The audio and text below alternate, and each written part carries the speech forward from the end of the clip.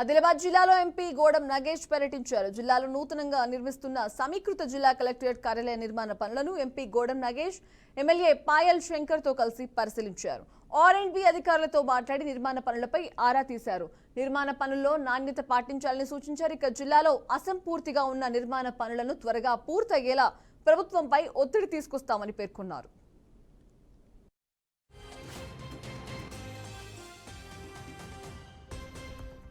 పనులు ప్రారంభించి అదేవిధంగా నడుస్తున్నటువంటి పెండింగ్లో ఉన్నటువంటి మిగతా పనుల మీద కూడా వెన్నిటి సమీక్ష చేయాలన్న ఒక ఆలోచనతో గౌరవ పార్లమెంట్ సభ్యులు పెద్దలు గోడం నగేష్ గారు, నేను మిగతా అధికారులంతా కూడా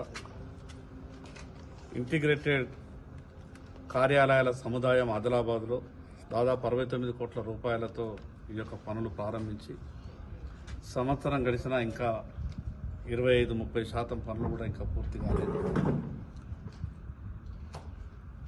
ఈ రీతిన పనులు నడిస్తే ఇంకొక 4 సంవత్సరాలైనా కూడా ఈ యొక్క కార్యాలయాలు పూర్తి అయ్యేటటువంటి పరిస్థితి ఉండదు.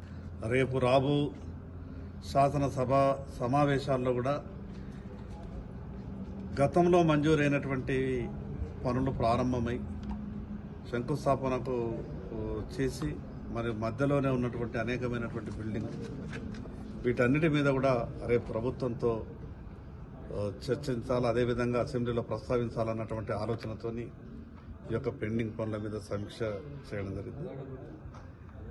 ఇదే కాకుండా బీసీ వెల్ఫేర్కు సంబంధించినటువంటి, సోషల్ వెల్ఫేర్కు సంబంధించినటువంటి, అదేవిధంగా పంచాయత్ రాజ్, ఐటీడీఏ ఆ డిపార్ట్మెంట్లకు సంబంధించినటువంటి రోడ్లు కూడా దాదాపు చాలా పెండింగ్లో ఉన్నాయి.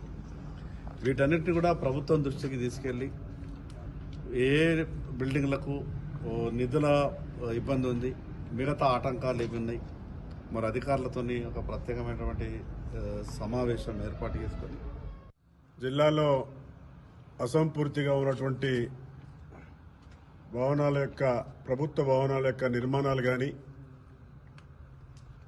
లేక వివిధ శాఖల రోడ్స్ విషయంలో కానీ ఈరోజు కొందరు అధికారులతో కొన్ని శాఖలతోటి నేను గౌరవ శాసనసభ్యులు పాయల్ శంకర్ గారు ఇద్దరం కూడా కలిసి కొంత సమీక్ష చేసుకోవడం జరిగింది.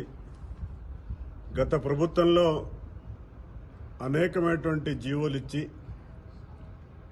పనులు శంకుస్థాపనలు చేసుకొని కొంత పనులు ప్రారంభించి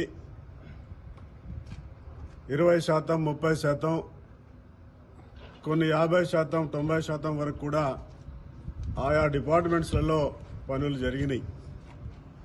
కానీ ఇంకా చాలా అనేక కారణాల వల్ల ఇప్పుడు మనం కలెక్టరేట్ సముదాయంలో ఉన్నాం.